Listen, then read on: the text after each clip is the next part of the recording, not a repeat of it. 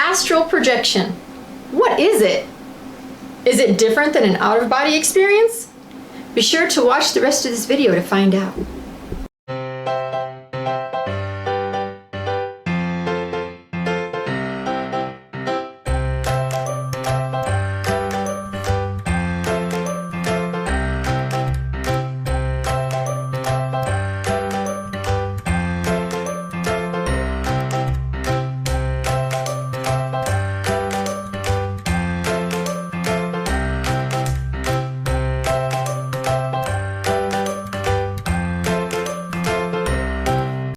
So honey. Yes, wonderful, sexy woman, beautiful. What other superlatives could I add? Well, you know what? Before you get into that, I'd like to ask you a question. I love you very much. That's not what I was going to ask you. I'm asking you. My toes, my fingers. Did you astral project to see all of that?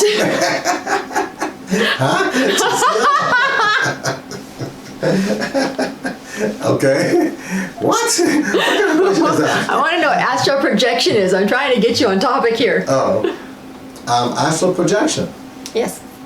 That's when somebody decides to leave their physical body.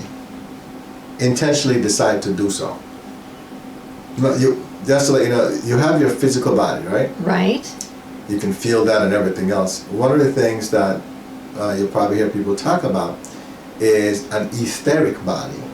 Now I've heard that term. Right. The etheric body is an exact replica of your physical body.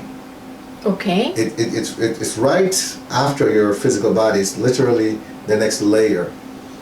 However, it's the energy body of your physical body. Okay. So normally what happens is when a lot of healers, when they do work, work is energy work now. Healing work is done in the energy part of your body. A lot of people are not aware of that. Well, if you go to Western medicine, it's in your physical body. Yes. So let's go from that standpoint, right? So Okay. if you go to a regular doctor, they'll do surgery on your physical body. They'll Right. cut your skin or whatever it is. Massage therapist works on your physical body. Exactly. Chiropractor works on your physical body. So that's one way to look at it. Myself, and you know this because you've been trained to do this, we don't even go near somebody. They could be in a completely different country, They are in different countries, right? Different continents. And yet still healing work is being done on them. Yes. It's because everything is done on the spiritual part of your body, which is the etheric body. Okay. Okay? So for example, when I tell you that I see somebody's, let's say, we're talking about our daughter the other day, and I said her digestive system is just messed up. Remember that? Yes. I was telling you about that. And Yes. we have to clear that. I have to clear that out. What I see is the etheric copy of her physical digestive system. I see the energy part of it.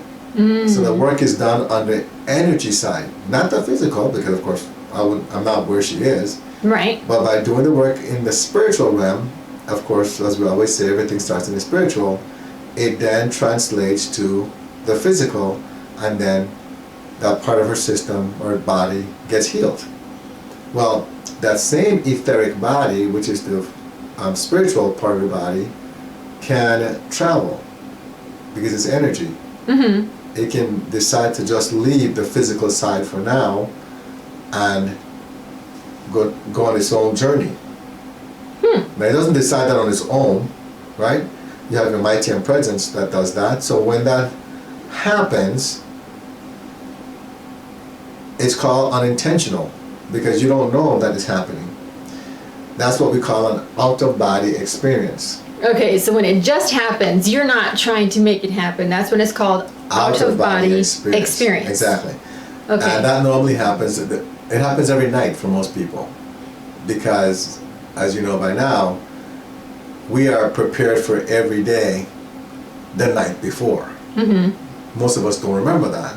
But the more we decree, the more we get in tune, we remember going to receive our lessons and our preparation for the coming day. That's called going to a retreat to meet with the Ascended Masters or some angel. Or spirit guides? No. No? They don't do that. No. Oh, it has interesting. to be an Ascended Master. All right, you go to an ascended master retreat, they are the teachers, not a spirit guide Okay. at all. So then you go, let's say for example, there's a master's notice that for tomorrow, you have certain karma that you have to balance. Mm-hmm. There's certain lessons you have to deal with. They're literally, your soul now, we call it the soul, right? But it's your etheric body, then travels to that retreat that best will prepare you for that challenge that you're having tomorrow. And you get the lesson. Now, you come back, you enter your physical body again, and then you should be prepared for the next day. However, if you're out of tune, you don't remember the lesson at all, number one, right? Right. You don't remember going anywhere, number two. So how can you properly deal with the situation? I don't think you would be prepared. You're unable to. Mm-hmm. That's why we encourage everyone to say the violet flame, because the violet flame starts to burn away all the negativity, all the negative frequencies and energies, so that you remember that, and people remember it as a what? As a dream. And what would you normally remember if you went, because you've had this happen. Just give an example of what happened with you. What do you remember? I remember the people that were there, the events that took place, because normally it comes to me almost like in a movie style for me, where I'm watching things play out, and I'm like, there's a lesson in there for me. And so when I wake up in the morning and I tell my husband about it, sure enough, there's a lesson. And then what happens? And then that normally takes place during the day. It normally comes up. Right, so I'll normally say, oh well, normally within, and as you get more attuned, then the event takes place quicker, correct? Yes. Because for you, it used to be like a week before. Right. You have the dream, and then a week later, it would happen. It would happen, right. So they knew ahead of time that I needed a lot of time to get ready for that. Now, though, it could be the same day. Exactly. Right, like, well, not the same day, but the night. Well, I guess the same day, because you come back early in the morning. Right. Exactly, so good point. So that's how it comes, right? Normally it appears to people like a dream. They think they're having a dream. So if anyone watching this, if you've ever had a dream where you feel that you were amongst a lot of people that didn't seem familiar, and you thought that you were maybe at a conference or a workshop, anything else you want to add to that? Concert, it could be any kind of large group gathering. And maybe back in school. I've had a lot where I was back in high school. Well, I don't like high school. Get me out of school. But that's how I got the message. But you feel like you're learning something. Yes, I was learning something. Right? It's like a classroom type thing where it's a group of people learning. More than likely, you were at a retreat being prepared for the next day's challenge that you're going to experience. All right, so that's an out-of-body experience. Okay. What is another time that people have out-of-body experience? Well, would that be like a near-death experience? Exactly. They call it NDE. That's correct. Where they have out-of-body experience, where they say they see this light in this tunnel, and they speak to someone. Some see Jesus, others see loved ones, some see spirits and beings they don't know.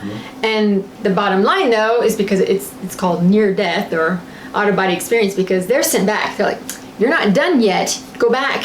Right. So then they have to go back. They come back. Even with that, the near-death experience or out-of-body experience, what about people that are having surgeries or they're really sick in a hospital? Oh, yes. Tell us about that one? Oh, my dad was one of them when he had the surgery to replace a valve in his heart. My husband was able to relate to me, oh, your dad is fine. This is what he's doing. This is the relative he's talking to now who's over on the other side. And this is the other individual who's with him. This saint is there with them. And I was like, wow, that's pretty cool. But the whole time, my dad was still here on Earth. And as soon as the surgery was over, he was back in his body. Did he remember any of that? No. Right. You can see he was gassed up. Right. He was loaded with stuff. So that's another out-of-body experience. He didn't do it intentionally. No, he didn't. Now, if you decide to, you're going to say or ask something? Right. Well, okay, so then that's out of body. You're not intentionally doing it. That's so right. Then going back to the question of what is astral projection, you're saying that's where someone intentionally leaves and goes somewhere. That's correct. Yeah. So let's say, for example, like you took a trip not too long ago to go be with Jackie and then our eldest daughter, right? Right. I didn't go with you because I wasn't guided to go with you. So what did I do? As you're on a trip, I made sure that I could see where you were, how you were doing with our youngest daughter, and if everything was fine. Yes. So I wasn't worried about you at all because I knew that I could always see where you were. I didn't see it as astral projection, so I never thought about it that way. I just saw that as, okay, that's something that I can do. So use it to my best advantage to make sure that my family's fine. Now, a lot of individuals describe astral projection when they're doing it that they have to lay down and almost go into a sleeping state, but they don't go into sleeping and then they can astral project. But my husband, many times, even when we're just out on the road going from one store to the next, I'll ask about something that we might need in the house and he'll be like, let me see if that store has it. And he'll be like, no, they don't have it. Oh, we'll go to that store because they have it and they have it on sale. And I'll be like, really? And he'll prove it to me. He'll take me to both stores and show me. And I'm like, oh, that is so cool. So we just had one the other day when you went to the store and loaded up on asparagus. Yes. Remember that? You went to tell that Yes. story? We went to the grocery store. It's a grocery store that's farther away from our house that we don't normally go to. And while we were there, the asparagus was on sale for, I think it was $1.99 a pound, which in this area is good. So I said, well, I should go and buy some. And as I was getting it, my husband said, I don't know if we should get that. And that's pretty much all he said. He was just hesitating. I'm like, well, should I? It's on sale. And he's like, yeah, just go ahead and get it. And then when we got into the car, we're leaving, he says, I get the feeling we're going to find it on sale somewhere, like maybe 99 cents. But I didn't want to say anything because I wasn't sure what the store was. I didn't get that. I didn't see that. Sure enough, like 2 days later, the next day. Was it the next day? We go to the local grocery store 5 minutes from our house, and there it is on sale for 79 cents a pound. And I was like, really? We laughed about that one. We did. I still bought more asparagus. So the point how does that fit is, in? what I'm saying is that you can get to a point when you're in tune, based on everything that we're experiencing, where you don't have to go into almost a sleep type state before you can do a astral projection, if that's what you want to call it, right? To be able to project and see something somewhere else. Because my husband physically was with me, but he was looking at a store that was miles away. Well, with that one, I didn't go anywhere though. That's why I didn't see the store. Right. I just knew that it was going to be on sale. We'll find it for sale somewhere else. But before we leave the house, sometimes you will project. Yes. To see if a store has something like, no, we don't have to go there today. They don't have it. Right. Okay. Right. We'll do that. So, but how do you do that? Well, it's as simple as knowing where you're going. Of course, you have to protect yourself. Right. So Always I don't know protect if yourself these first individuals before you know do that. anything, any Right. spiritual work. Yeah. So we make sure that Archangel Michael is my protector. So I always thank Archangel Michael for protecting me if I'm going to do something like that. Because you're leaving your physical body sort of unprotected, which is not a good idea because you're not really there. And anything can happen to your physical body. So I don't suggest you do that unless you get the proper training, and that's something we teach you here at 190 Vision, but not in the beginning, that's way later. So if you're coming just to learn that, you have a ways to go. You have other things you have to learn first before we get to that. But that's what astral projection is. It's just where someone intentionally decides to leave the body and go traveling. Now you could go anywhere. I'm not interested in going to another planet. I mean, literally you could go to another planet, you could go wherever you want. Once you have that ability, you've developed your ability to do that. There's a story about one lady that she could astral project. Again, that's not how I saw it. I just saw it as she just left her body and, out of body experience, I guess, is how I saw it. But she was known for being, I think she was blind too. Yeah, she was blind. She was a blind woman. But she was known to be able to just go anywhere in the universe.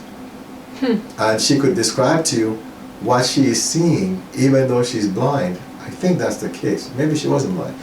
But NASA found out about her.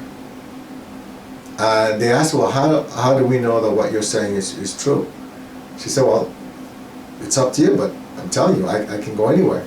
So they decided to test her. And they had her travel, they asked her to tell them the serial number of a satellite that they had up in space. All right, the exact serial number. And she went and she told them the serial number and a whole bunch of other stuff they didn't ask for. And when they checked the documentation, it was it was all there. Wow. And so they were quite impressed. They hired her. After that, she had to stay with NASA, from what I understand. I think she passed away now. I don't remember her name. But she's one of the rare cases where it was proven that she was actually doing it, you know, intentionally in that case. So Right. I guess in her case, she was astral projecting because she was way out there amongst the stars and satellites. But it's something that anybody can do with proper training. Now that one I said proper training because, again, you're leaving your physical body. So that's not something I recommend for anybody to do just out of curiosity, unless if you really know what you're doing. Does that answer your question about astral projection? It does. It answers my Out-of-body question. experience? It gives some great examples. Okay.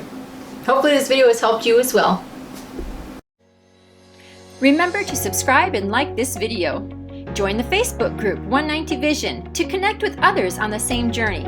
Get help by visiting our website 190vision.com. Support the 190 Vision mission by clicking on the donate button, which is at the bottom of each page of our website.